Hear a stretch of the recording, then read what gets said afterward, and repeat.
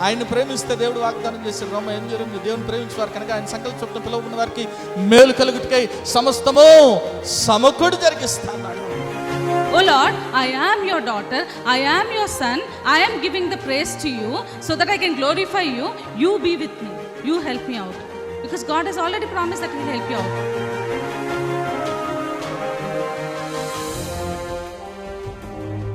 ఎన్నో మార్లు ఆయన తప్పులు చేస్తూ పాపము చేస్తూ నీకు విరోధంగా నడుస్తున్న మా కొరకు నాయన, అవిధేయులైన మా కొరకు ప్రభా నాయన తండ్రి, నీవు ఆ సిలువలో వెల చెల్లించావు కదా నాయన తండ్రి. నీవు నాయన మరణాన్ని జయించడం ద్వారా, సజీవుడవటం ద్వారా నాయన ప్రభా తండ్రి యేసయ్యా, మరి నాయన మేము ఈరోజు సజీవులుగా ఉన్నాం కదా తండ్రి.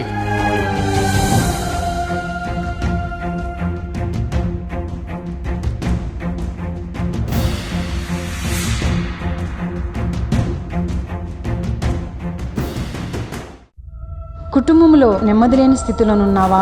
అప్పుల ఊబిలో కూరుకుపోయిన స్థితిలోనున్నావా? ఏ పని చేసినా విఫలమైపోతున్నావా? జీవితం లేని స్థితిలోనున్నావా? అనారోగ్యంతో అల్లాడిపోతున్నావా? తాగుడు, జూదం అనే రకరకాల సాతాను బంధకాల్లో కుటుంబ సభ్యులు ఉన్నారా? కుటుంబంలో రక్షణ లేని స్థితిలోనున్నారా? అయితే మీ సమస్యల నిమిత్తమై ప్రార్థన చేయటానికి మేము సిద్ధంగా ఉన్నాం. మీ ప్రార్థన అవసరత ఏదైనా సరే మాకు తెలియజేయగలరు. El Shaddai Prayer Tower, 306 3rd floor, Eden Square, above Spar Hypermarket, beside Apollo Hospital, Secunderabad. మా ఫోన్ నంబర్ 8885013886.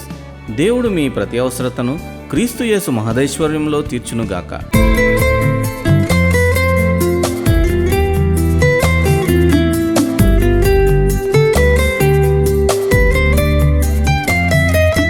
నా దుఃఖ దినములు సమాప్తమాయెన్ నీ ప్రేమ పలుకులతో, నా కష్టకాలం అదృశ్యమాయెన్ నీ నామ స్మరణతో. నా దుఃఖ దినములు సమాప్తమాయెన్ నీ ప్రేమ పలుకులతో, నా కష్టకాలం అదృశ్యమాయెన్ నీ నామ స్మరణతో.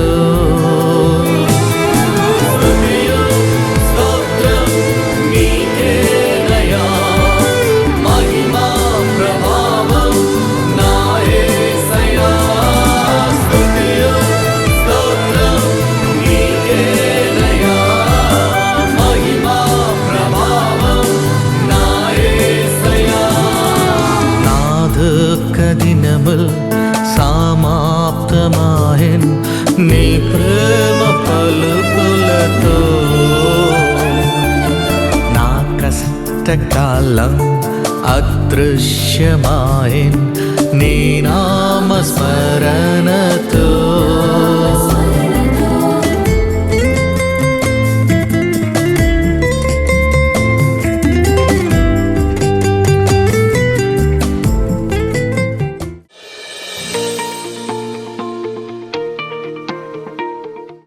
బైబిల్ గ్రంథంలో నుంచి 99వ కీర్తన, సామ్స్ 99. 99వ కీర్తన ఉత్తర ప్రత్యుత రీతిగా చదువుకుందాం. అందరు లేచి నిలబడి 99వ కీర్తన. యెహోవా రాజ్యము చేయుచున్నాడు, జనములు వణుకును. ఆయన కెరూబుల మీద ఆసీనుడై ఉన్నాడు, భూమి కదులును.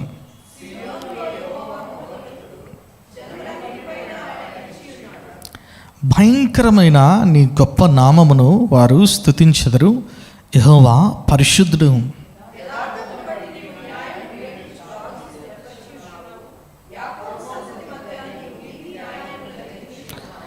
మన దేవుడైన యెహోవాను గణపరచుడి, ఆయన పాదపీఠం ఎదుట సాగిలపడి, ఆయన పరిశుద్ధుడు.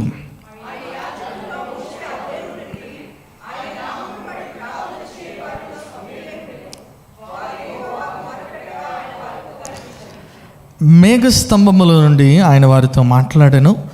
వారు ఆయన శాసనములను అనుసరించిరి, ఆయన తమకిచ్చిన కట్టడను వారు అనుసరించిరి.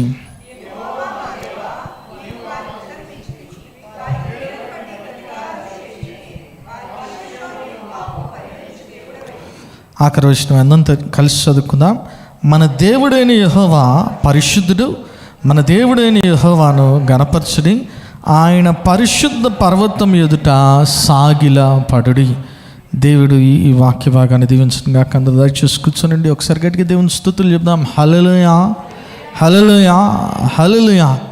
చూడండి, ఈ కీర్తన భాగములో మీరు చూసినట్లయితే కీర్తనకారుడు రాస్తున్నాడు కదా, మరి యెహోవా రాజ్యము చేయుచున్నాడు. అవును, మన ప్రభు రాజ్యం చేయుచున్నాడు. మన ప్రభువుకి సమస్తం పైన అధికారము కలదు. ఏమైనా ఒకసారి గడి దేవుని స్తుతులు చెప్దాం. హల్లెలూయా. పోయిన వారం చూసుకుంటే ఫ్రైడే రోజు చెప్పుకున్నాం, మర్చిపోయారు, గుర్తుందో గుర్తులేదు నాకు తెలియదు. కానీ వాళ్ళు ఏమనుకున్నారంట, ఈయన కొండలకు మాత్రమే దేవుడు కానీ కదా, లోయలకి ఆయన, కొండలకి దేవుడు, లోయలకి దేవుడు, ఆయన సమస్తానికి కూడా దేవుడిగా ఉన్నాడు, సమస్తం పైన అధికారము కలిగిన వాడిగా ఉన్నాడు. ఒకసారి గట్టిగా దేవుని స్తుతులు చెప్దాం. హల్లెలూయా, హల్లెలూయా. చూడండి, ఆయన రాజ్యము చేస్తున్నాడు. అంత మాత్రమే కాదు, ఆయన నామము గొప్ప నామం అంట. చూడండి, 3వ వచనంలో రాయబడింది కదా, భయంకరమైన నీ గొప్ప నామమును వారు స్తుతించెదరు, యెహోవా పరిశుద్ధుడు. మనము నిత్యము కూడా అనునిత్యము కూడా ప్రభు యొక్క నామాన్ని స్తుతించే వారంగా, ప్రభు యొక్క నామాన్ని స్మరించుకునే వారంగా, ప్రభు యొక్క నామాన్ని గణపరిచే వారంగా ఉండాలి. ఒకసారి గట్టిగా దేవుని స్తుతులు చెప్దాం. హల్లెలూయా. ఎందుకంటే యేసయ్య నామములో శక్తి ఉంది. ఆ నామము శక్తిగల నామము. అది ప్రతి సాతాను చీకటి శక్తులను కూడా లయపరిచే నామంగా ఉంది యేసుక్రీస్తు ప్రభు యొక్క నామం. ఒకసారి గట్టిగా దేవుని స్తుతులు చెప్దాం. హల్లెలూయా, హల్లెలూయా. అంత మాత్రమే కాదు, ఈ కీర్తనలో చాలా ముఖ్యమైనది ఏంటంటే ప్రార్థన గురించి మనం మాట్లాడుతున్నట్లు మనం చూస్తాం. 6వ వచనం చదవండి, ఏమని రాయబడింది? ఆయన యాజకులలో మోషే అహరోనుల నుండిరి, ఆయన నామమును బట్టి ప్రార్థన చేయ వారిలో సమూయేలు ఉండెను, వారు యెహోవాకు మొరపెట్టక ఆయన వారికి ఉత్తరం ఇచ్చాను. ఒకసారి గట్టిగా దేవుని స్తుతులు చెప్దాం. హల్లెలూయా. ఈ లోకములో గొప్ప ధన్యత ఏంటో తెలుసా? ఏంటి ధన్యత? ఏంటంటే దేవుడు మన ప్రార్థనకు జవాబు దయచేయటమే పెద్ద ధన్యత. ఖచ్చితంగా చెప్తే ఏమైనా ఒకసారి గట్టి దేవుని స్తుతులు చెప్దాం. హల్లెలూయా. చూడండి, ఆ ధన్యత లిస్ట్లో 3 పేర్లు రాయబడినాయి అక్కడ.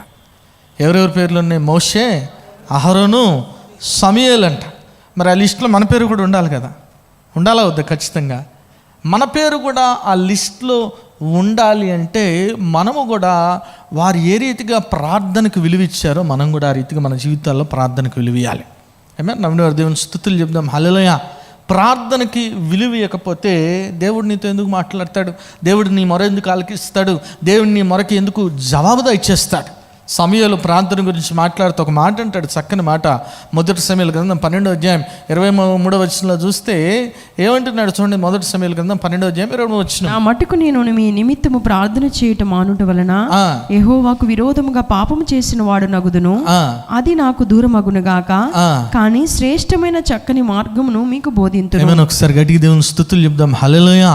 ఏమంటున్నారయ్యా? నా మట్టుకు నేను మీ మిత్తం ప్రార్థన చేయటం మానేస్తే నేను యెహోవాకు విరోధంగా, ఏమైనా ఒకసారి గడి దేవుని స్తుతులు చేయటం. హల్లెలూయా.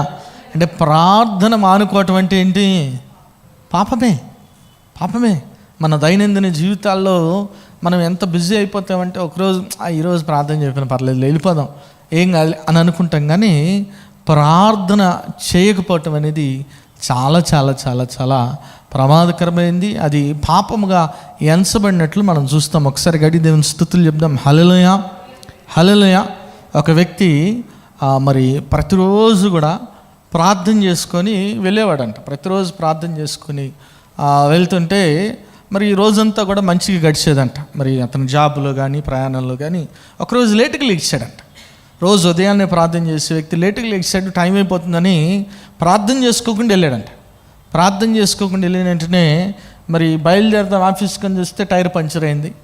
అంత మాత్రమే కాదు, ఆఫీస్కి లేట్ వెళ్ళిన తర్వాత క్యాంటీన్కి కూడా మరి లేట్కి వెళ్ళాడు. అక్కడ భోజనం చేద్దామంటే అక్కడ ఏం లేవు, ఏదో సమోసా అనేది ఏదో ఉంది, తిన్నాడు.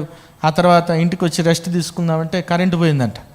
ఓరే బాబా, ఈరోజు ఏంటి ఇన్ని కష్టాలు వచ్చినాయి ప్రభా, మరి నాయన మరి నేను ఒక్కరోజు మరి ప్రార్థన చేయకపోతే నువ్వు నాకు ఇన్ని కష్టాలు తీసుకొచ్చావే అని వెంటనే దేవుడు ఆన్సర్ చేశాడు. నాయన, నేను నీ కష్టాలు ఏం తీసుకురాలేదు, నువ్వు ప్రార్థన చేయకపోయినా నేను నిత్యం తోడుగానే ఉంటాను. ఈరోజు నువ్వు మరి ఆ సమయానికి ఆ రోడ్లో వెళ్ళింటే అక్కడ ఒక పెద్ద యాక్సిడెంట్ జరిగింది, నీ బండి పంచర్ కావటం వల్ల నేను యాక్సిడెంట్ నుంచి నేను నిన్ను తప్పించాను అన్నాడంట. అంత మాత్రం కాదు, మధ్యాహ్నం ఆహారంలో మరి అక్కడ మరి ఫుడ్ పాయిజన్ అయింది, ఆ ఫుడ్ పాయిజన్ కాకుండా నేను నిన్ను తప్పించాను. ఇంటికి వచ్చిన తర్వాత ఏసీలోంచి కరెంట్ పాస్ అవుతూ ఉంది, మరి అది కాకుండా కరెంట్ లేకుండా చేసి నేను నీ ప్రాణాన్ని కాపాడాను అని చెప్పిన వెంటనే అతను ఎంతగానో మరి ఆనందించాడంట, సంతోషించాడంట. అయితే ఒక మాట అడిగాడంట, ప్రభా మరి నువ్వు ఇట్లా తోడుగా ఉంటున్నావు, ప్రార్థనకి జవాబు చేస్తున్నావు, మరి అయితే ఎందుకు మరి నా పెళ్ళెప్పుడు నువ్వు నా ప్రార్థన వెళ్ళలేదన్నాడంట.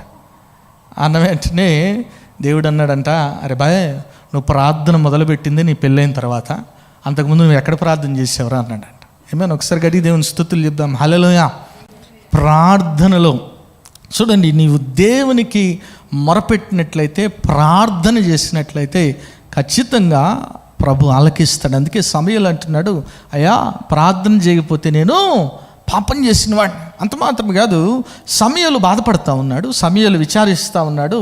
ఏంటి అయ్యా మరి మొట్టమొదటిగా నియమించబడ్డాడు సౌలు రాజుగా, మరి అతను తప్పించబడుతున్నాడనే దిగులతో ఉన్నప్పుడు ప్రభు ఒక మాట అంటున్నాడు. చూడండి 16వ అధ్యాయం మొదటి 3 వచనాలు చదవండి. ఏమని రాయబడింది? మొదటి సమూయేలు 16 మొదటి 3 వచనాలు. యెహోవా సమూయేలుతో ఇలాగు సెలవిచ్చెను, ఇశ్రాయేలు మీద రాజుగా ఉండకుండా నేను విసర్జించిన సౌలుని గూర్చి నీవెంత కాలము దుఃఖింతువు, నీ కొమ్మును ధైర్యముతో నింపుము, బెత్లెహేమీయుడైన యెషయా యొద్దకు నేను పంపుచున్నాను, అతని కుమారులలో ఒకని నేను రాజుగా నియమించుదును.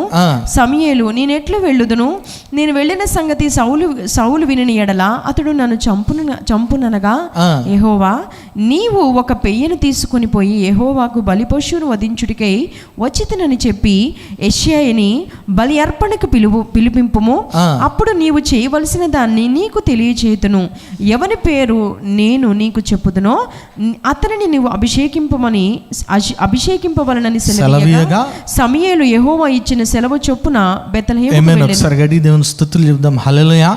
సమూయేలు అప్పటికి కూడా బాధపడుతూ ఉన్నాడు, అప్పటికి కూడా విచారిస్తూ ఉన్నాడు, అప్పటికి కూడా ప్రభుకి ప్రార్థన చేస్తున్నాడు. ప్రభా మరి సౌలు మొట్టమొదటి రాజుగా ఉన్నాడే, అతడిని మరి క్షమించి తిరిగి నిలబెట్టంటే ప్రభు ఏమంటున్నాడంటే just have to move on. మనం చాలాసార్లు ప్రభు దగ్గర నుంచి ఆన్సర్ నో వచ్చినప్పటికీ అదే కావాలని మారం చేస్తూ ఉంటాం. నువ్వు అదే కావాలని మారం చేస్తే నువ్వు పొందుకోలేవు. ఏమైనా ఒకసారి గడి దేవుని స్తుతులు చెప్దాం. హల్లెలూయా. ఒకవేళ ఇచ్చినా అది ప్రమాదానికే దారితీస్తుంది కదా. హిజ్కియా ప్రార్థన చేశాడంటే వెంటనే కదా ప్రవక్త వచ్చి సెట్ రైట్ యువర్ హౌస్, నీ ఇంటిని చక్కబెట్టుకో, నువ్వు చనిపోతున్నావంటే అతడు ప్రార్థించిన వెంటనే ప్రభు కరుణించి ఎన్ని సంవత్సరాల ఆయుష్ ఇచ్చాడు? 15 సంవత్సరాల ఆయుష్ ఇచ్చాడు. అయితే ఈ 15 సంవత్సరాల ఆయుష్లో అతడు కుమారుడిని అన్నాడు. ఎవరు ఆ కుమారుడు అంటే మనష్షే కదా. ఇశ్రాయేలుని పరిపాలించిన వాళ్ళు మోస్ట్ వికెడ్ కింగ్ ఆయనే. ఏమైనా ఒకసారి గడి దేవుని స్తుతులు చెప్దాం. హల్లెలూయా. చివరిలో మారు మనసు పొందాడు అనుకోండి. అంటే ఎందుకు చెప్తున్నాను ఈ మాట అంటే కొన్నిసార్లు ప్రభు ఆన్సర్ నో అని తెలిసినా మనం ఏం చేస్తున్నటువంటి దేవుని ఇస్తావా. ప్రభువుకు తెలుసు అది నువ్వు పొందుకుంటే అది నీకు నాశనానికి దారితీస్తుంది, అది నీకు హానికి దారితీస్తుంది అన్నా కానీ మనం వినం. We don't listen to the word of God. దేవుని మాటను మనం ఆలకించని స్థితిలో ఉంటాం. అయితే ఇక్కడ చూడండి, సమూయేలు ఏం చేస్తున్నాడు? ప్రభు మాటకు లోబడుతున్నాడు. యెహోవా ఏదైతే చెప్పాడో చెప్పిన రీతిగా బెత్లెహేముకు వెళ్ళాడంట. ఈరోజు దేవుడు నీ ప్రార్థనకు జవాబిస్తాడు, ఫైన్. కానీ జవాబు పొందుకున్న తర్వాత నువ్వేం చేయాలా? ఆ ప్రార్థన ఆ జవాబుకి ఏం చేయాలంటే నువ్వు దాన్ని పాటించాలంట. అందుకే ఇక్కడ రాయబడింది, ఇందాక చదివిన కీర్తనలో ఏమని రాయబడింది చూడండి. 8వ వచనంలో 7వ వచనంలో ఏమని రాయబడింది? మేఘస్తంభముల నుండి ఆయన వారితో మాట్లాడెను, వారు ఆయన శాసనములను అనుసరించిరి, ఆయన తమకిచ్చిన కట్టడను వారు అనుసరించిరి. ఒకసారి గట్టి దేవుని స్తుతులు చెప్దాం. హల్లెలూయా. దేవుడు ప్రార్థనకు జవాబు దయచేయటమే కాదు, కానీ ఇచ్చిన జవాబును అనుసరించి నువ్వు నడుచుకోవాలి. ప్రభు శాసనాన్ని, ప్రభు మాటకు లోబడేవాడుగా ఉండాలి. ఏమైనా ఒకసారి గడి దేవుని స్తుతులు చెప్దాం. హల్లెలూయా. నువ్వు ప్రభు మాటకు లోబడినప్పుడు మాత్రమే నువ్వు ప్రార్థన చేసిన ప్రతిసారి దేవుడిని మొరాలకిస్తాడు. ఏమైనా hallelujah. That is the key to the answered prayer. ఏమైనా హల్లెలూయా. నీ ప్రార్థనకు జవాబు రావాలంటే నీవు దేవుడు ఇచ్చిన జవాబును అనుసరించి నడుచుకున్నప్పుడు నువ్వు చేసే ప్రతి ప్రార్థన కూడా దేవుడు అంగీకరిస్తాడు. నువ్వు ప్రార్థన చేస్తావు, ప్రభు ఇది చెప్తాడు, నాయన ఇది చేయొద్దు, లేదంటే ఇది వద్దులే నీకు అంటాడు. లేదు నాకు కావాల్సింది అంటే ఆయన కూడా నీ ప్రార్థనకు జవాబు దయచేయడు. కాబట్టి ఈరోజు ప్రభుకి నువ్వు మొరపెడుతున్నావు, మంచిది. అయితే మొరపెట్టినప్పుడు ప్రభు ఏదైతే సెలవిస్తున్నాడో దాన్ని మనం పాటించాలి. ఆమేన్, హల్లెలూయా. పాటించడమే కాదు, ఒకవేళ ప్రభు మనకు బోధిస్తున్నాడేమో, మనం తప్పిపోయిన స్థితిలో ఉన్నాం, లేదంటే మరి ఇతరులు తప్పిపోయిన స్థితిలో ఉంటే వారి కొరకు ఏం చేయాలంటే చూడండి 8వ వచనంలో ఏమని రాయబడింది అక్కడ, యెహోవా మా దేవా నీవు వారికి ఉత్తరం ఇచ్చితివి, వారి క్రియలను బట్టి ప్రతీకారము చేయుచునే వారి విషయంలో నువ్వు పాపము పరిహరించు దేవుడు. ఒకసారి గడి దేవుని స్తుతులు చెప్దాం. హల్లెలూయా. వారి క్రియలను బట్టి ప్రతీకారము చేయుచునే ఆయన ఏం చేసే దేవుడు అంటే పాపాన్ని పరిహరించే దేవుడు. ఆయన ఉగ్రత కలిగిన దేవుడే కాదు కానీ ఆయన కరుణ చూపించే దేవుడు, కృప చూపించే దేవుడు కదా. మోషేతోనే మాట్లాడతాడా దేవుడు? మాతో మాట్లాడ్డా అన్నారంటే ఎవరన్నారు కదా? మోషే సహోదరి అనిందా మిరియాం? మాతో మాట్లాడు. వెంటనే వచ్చేసింది. ఎవరు మొరపెట్టారు ఆమె కొరకు? మోషే మొరపెట్టాడు. మోషే ప్రార్థన చేశాడు. ఇశ్రాయేలీలు మరి ఒక దూడను చేసుకొని వాళ్ళు అహరోను దగ్గర పర్మిషన్ తీసుకొని దూడను చేసుకొని బాగా దాని ముందర సెలబ్రేషన్ చేసుకుంటే దేవుడికి చాలా కోపం వచ్చింది. నేను మీతో రాను, మీతో వాగ్దాన దేశం పంపిస్తాను, నేను రానంటే మోషే ప్రార్థన చేశాడు వారి తరపున, ప్రభు అవసరమైతే నా పేరు తీసేసేయి, నా జీవగ్రంథం నుంచి నా పేరు తీసేయి, కానీ అయ్యా నువ్వు ఒక్కసారి మాట ఇచ్చావు కదా, అబ్రహాం, ఇస్సాకు, యాకోబు దేవుడని నువ్వు మాట ఇచ్చావు కదా, మాట ఎట్లు తప్పుతావు, నువ్వు మాతో రావాల్సిందే, నువ్వు రాకపోతే మేము ముందుకు వెళ్ళం కదా. నిన్నటి దినాన మనం చూసుకున్నాం థర్స్డే రోజు ఆన్లైన్ ప్రేయర్లో కదా. ఇశ్రాయేలీలు ఏం చేశారంట, చెడ్డ సమాచారాన్ని బట్టి వారు వాగ్దాన దేశంలోనికి వెళ్ళటానికి ఇష్టపడలేదు.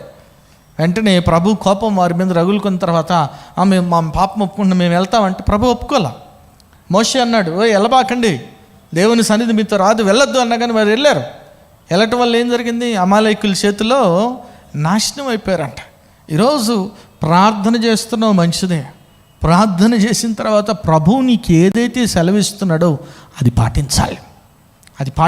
ఒకవేళ ప్రభు నీలో ఈ తప్పు ఉంది, నువ్వు సరి చేసుకోవాలి, నువ్వు ఈ విషయంలో తప్పిపోయిన స్థితిలో ఉన్నావు, you have to correct your self అని ప్రభు చెప్తే ఖచ్చితంగా మనం సరి చేసుకునే వారంగా కూడా ఉండాలి. ఎందుకంటే మనం సరి చేసుకున్నప్పుడు మాత్రమే ప్రభు మన ఆలకిస్తాడు కదా. రక్షింపబడినేరుకున్నట్లు నా చెవులు కదా మందం కాలేదు, వెన్నేరుకున్నట్లు నా చెవులు మందం కాలేదు, రక్షింపబడినేరుకున్న నా చేతులు కుర్చు కాలేదు, మీ పాపంలో నాకు అడుగా వస్తున్నాయి అంటున్నాడు ప్రభు. కాబట్టి మనము ప్రార్థించే వారంగా ఉండాలి, అంత మాత్రమే కాదు ప్రభు యొక్క గొప్ప నామాన్ని స్తుతించే వారంగా ఉండాలి, ఆయన కనపరిచే వారంగా ఉండాలి. ఆయన మాత్రమే పరిశుద్ధుడు కదా. గాన ప్రతిగానములతో నిత్యము మరి ఆ కెరూబులు సెరుపులు ఆయన నామాన్ని మహింపరుస్తుండగా మరి ఈ లోకంలో ఉన్న మనమందరం కూడా ఆ సృష్టికర్తను స్మరించుకుంటూ ఆయన నామాన్ని గణపరిచే వారంగా ఉండాలి. ఆమేన్. ప్రార్థన చేసుకుందాం. నాయన స్తోత్రం ప్రభా, పరిశుద్ధుడా, ప్రేమగల తండ్రి, దయగల దేవా, నీకే వందనాలు ప్రభా. నాయన యేసయ్య, ఈరోజు బిడ్డలు నాయన ప్రభా వారి జీవితాల్లో మరి నాయన ప్రభా ఫెయిల్యూర్స్ మీద ఫెయిల్యూర్స్ నాయన మరి చూస్తున్నారేమో, ఏ పని చేసినా విఫలమైపోతున్నారేమో ప్రభా తండ్రి యేసయ్య. నాయన మా స్వంత శక్తితో కాదు, మా ఆలోచనతో కాదు నాయన ప్రభా, నాయన పూర్తిగా సంపూర్తిగా నీ మీద ఆధారపడాలి నాయన. నీ కార్యములన్నీ కూడా సఫలపరుస్తా అంటున్నావు నాయన ప్రభా. మార్గాన్ని నాయన ప్రభా సుగమం చేస్తా అంటున్నావు కదా నాయన ప్రభా తండ్రి యేసయ్య. ప్రతి ఒక్క బిడ్డ కూడా నాయన వారి ఆలోచన చొప్పున కాదు నాయన, నీ మీద ఆధారపడాలి, నీ యందు విశ్వాసం ఉంచాలి నాయన. నీ మీద ఆధారపడినప్పుడు నాయన వారి తండ్రి ఫెయిల్యూర్స్ కూడా సక్సెస్గా మార్చబడతాయి కదా నాయన. మీరే బిడ్డలకు నాయన అటు కృప దయచేయండి, వాక్యాన్ని మీరే నీరుకట్టి ఫలింప చేయమని, ప్రతి ఒక్క బిడ్డ కూడా వాక్యాన్ని ఫలించడు కమల వలె ఉండి కృప దయచేయమని, ప్రతి ఒక్క బిడ్డ జీవితంలో మీ నిత్య సంతోషం, సమాధానం, సర్వసమృద్ధి దయచేయమని నజరేయుడైన యేసు నామములో ప్రార్థించి వేడుకుంటున్నాము తండ్రి, ఆమేన్.